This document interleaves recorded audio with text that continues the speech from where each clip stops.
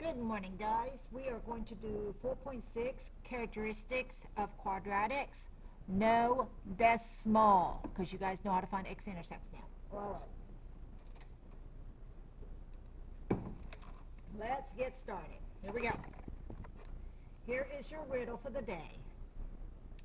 You will always find me in the past. I can be created in the present, but the future can never taint me.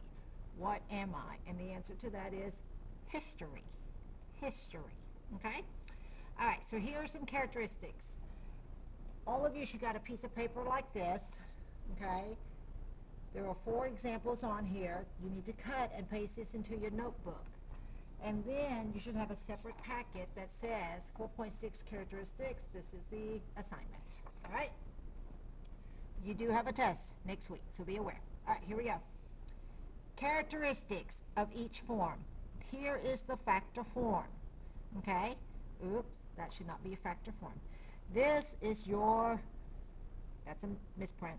This is your standard form. AX squared plus BX plus C.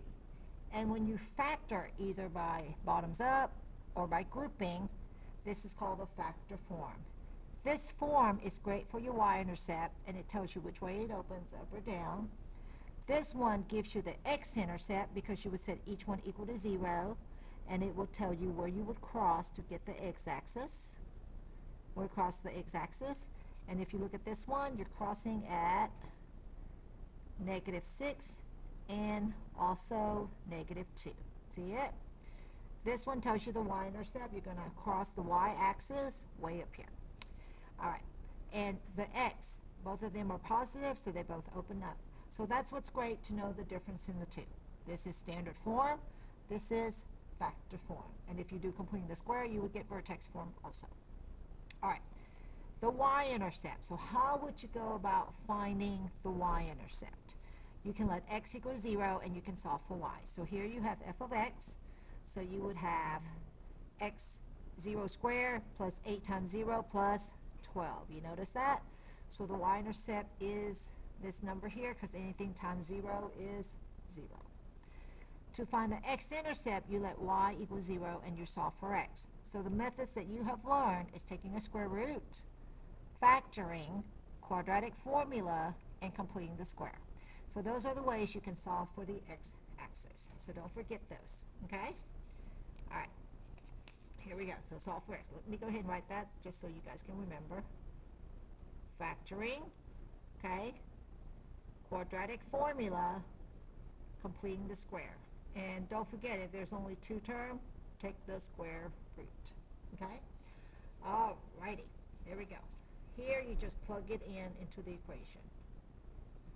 When you let y,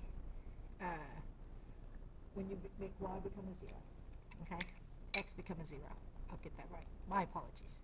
Plug into the function. All right, there we go. Okay, so let's look at an example. Go ahead and cut this one out and go put them in your notebook, okay? All righty. So you have this equation. Here are some ways you can look at it. I can show you the work. This is in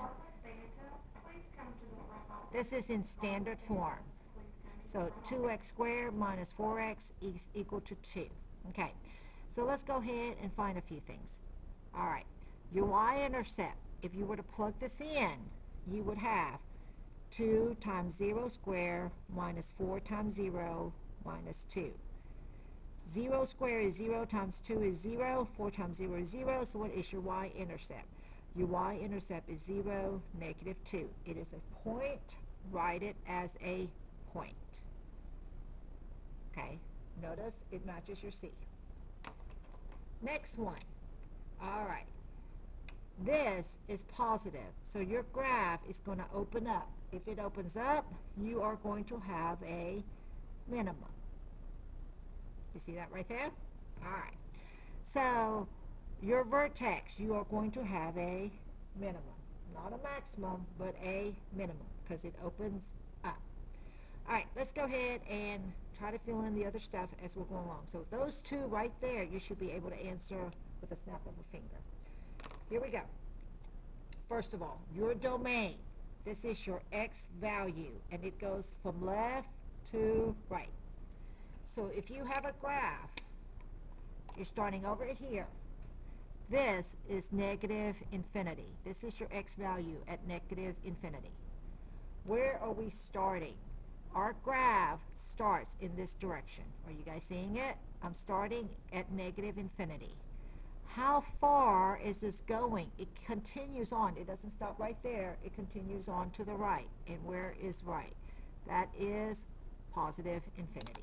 So what is going to be your domain? Start at negative, ends in positive. This is your far left. This is your far right.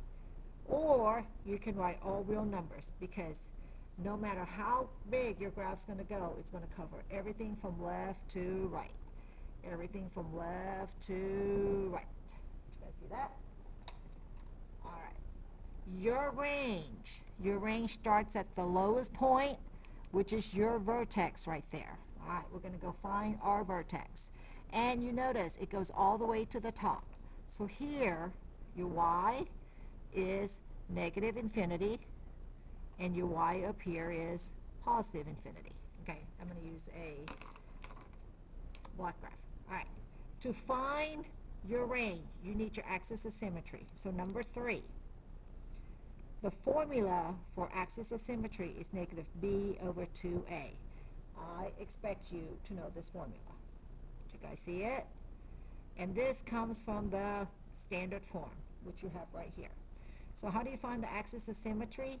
Negative b. So that'll be a positive 4, because a negative times negative is positive. 2 times 2 is 4.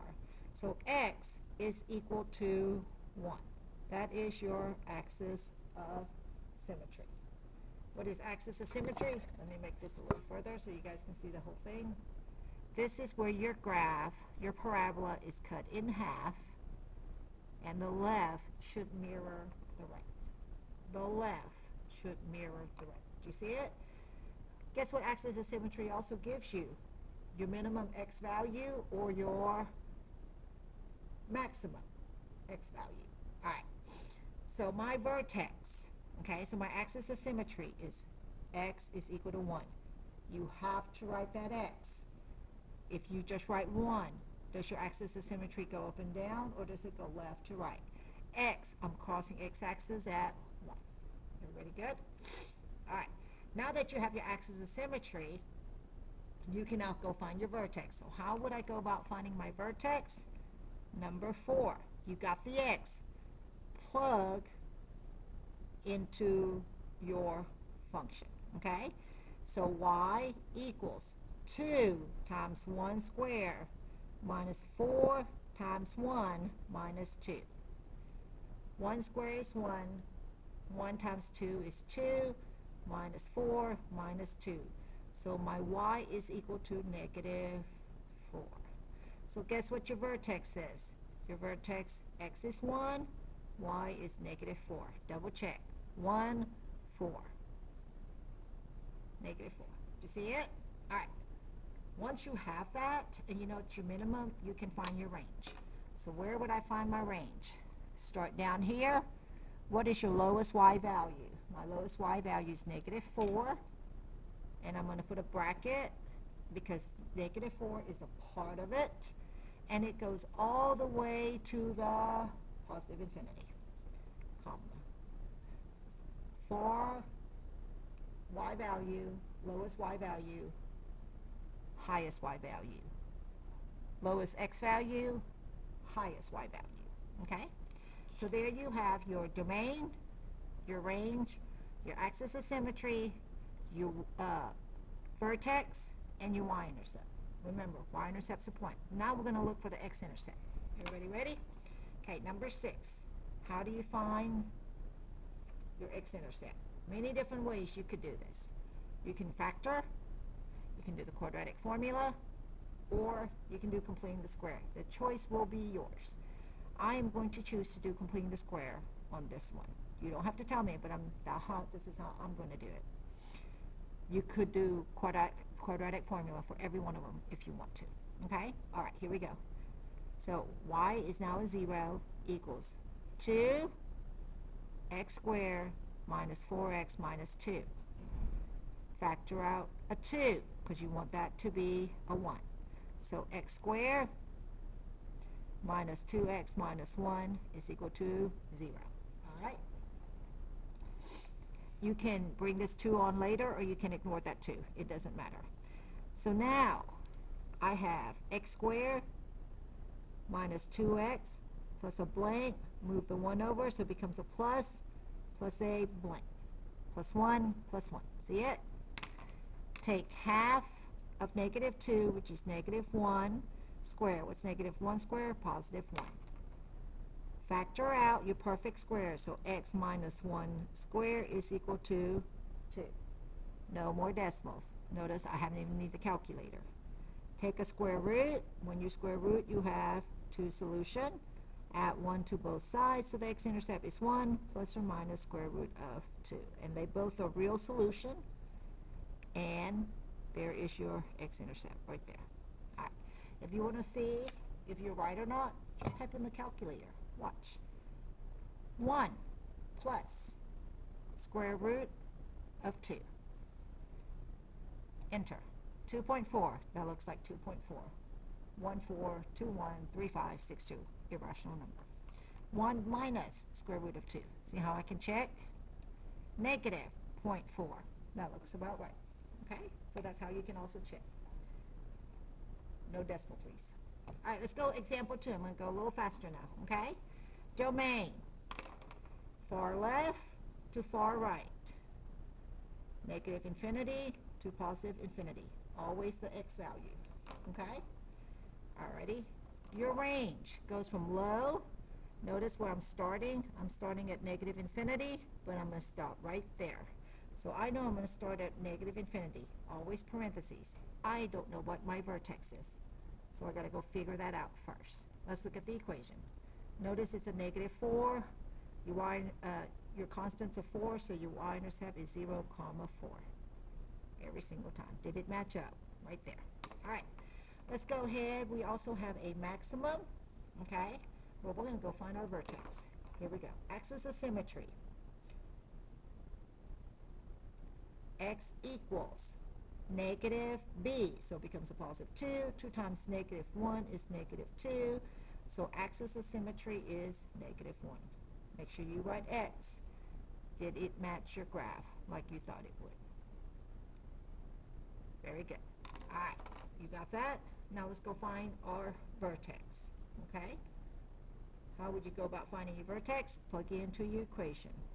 F of x equals negative 1 squared minus 2 times negative 1 plus 4. All right.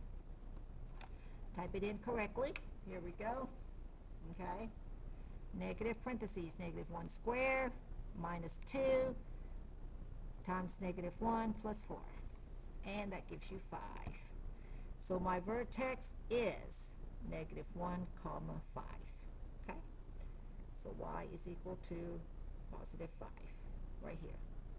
All right. So what is your range? Negative infinity for the y, stopping at highest y value is a 5. And it's going to include it. So it's going to be, has a stopping point at 5. And I know exactly it's at 5. It's a whole number. So you got your domain, you got your range, you got your axis of symmetry, you have a maximum at negative 1, 5 point. Y-intercept 0, 4. Let's go find our x-intercept. You guys ready? All right. So your x-intercept, use whatever method you want. All right. Now notice this one, okay, your a is a negative 1. Your b is negative 2, and that's 4. Now, try to factor out that negative 1. Do you know any numbers that multiply to give you negative 4? Because you're going to take out that negative 1, and it's going to subtract to give you 2. I don't know any numbers, so I'm actually going to do the quadratic formula. Okay? Start off with your discriminant. So you have negative 2 squared minus 4 times your a times your c. That's a 1, by the way. All right. So parentheses, negative 2 squared, make sure you put parentheses around it, minus 4 times your A times your C. That comes out to be 20. Take a square root of your discriminant. 2 positive, you will have a solution. So square root of 20, which is the same as square root of 4 times 5. The 4 comes out as a 2 and square root of 5. All right. Now plug it in into your equation. What letter is this? X, so I'm going to stick with X. Negative B becomes a positive 2 plus or minus 2 square root of 5 over 2 times A. 2 times negative 1 is negative 2. Don't mess with the square root, only the numbers outside. I'm going to divide everything here by 1. So my x-intercept is 1 plus or minus square root of 5. There you go. And you can check, okay? It should be a little bit above a 1. 1 plus square root of 5. See? Oh, 3.23? How did I mess it? Oh, it's a negative 1. I'm so sorry. Divide everything by negative 1. Sorry. My fault. That is why. Divide everything by negative 1. Okay? And the correct answer, a positive divided by negative, makes that a negative 1 plus or minus square root of 5. This is the correct answer. My apologies. A positive divided by negative. I forgot about negative 2. All right. Take a look. Negative 1 plus square root of 5. 1.23. Good. My other answer was 3.23, so I knew this was wrong. See how you can check that? Okay. The other one is negative 1 minus square root of 5. Should be between negative 3 and negative 4. Perfect. So when I checked that, and I forgot to put the negative here, notice how my answer was over here, 3 point something, so I knew something wasn't right. All right, and there you have example 2. Don't forget that negative like I did, okay? Let's look at example 3. Okay, go ahead and tape this into your notebook as well. Domain. Domain for every quadratic is always going to be all real numbers. Or you can write negative infinity to positive infinity. Far left, far right. Okay? All right. Your range. Let's go find our vertex first. That looks like 4, 0, but I don't know that. Y-intercept, 16, 0, comma, 16. All right. Let's go look for our axis of symmetry first. X equals negative b, 8 over 2 times a, which is 2. So x is equal to 4. Did it match up like you thought it would? Good. Now let's go find our vertex. I have a minimum, okay? So our vertex. Plug into your equation where x is 4. F of x, which is f of 4, is equal to 4 squared minus 8 times 4 plus 16. You can type that whole thing into your calculator. Watch. Parentheses, 4 squared minus 8 times 4 plus 16 comes out to be 0.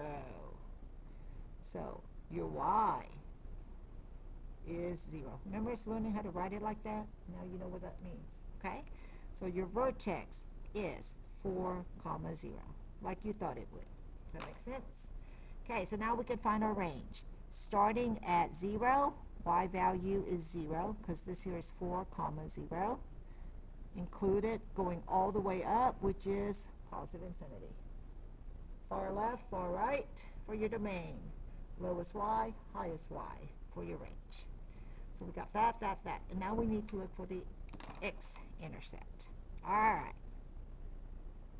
How do we find the x-intercept? Well, let's see. That is in standard form. Do you know any two numbers that multiply to give you 16 and it's going to add to give you negative 8?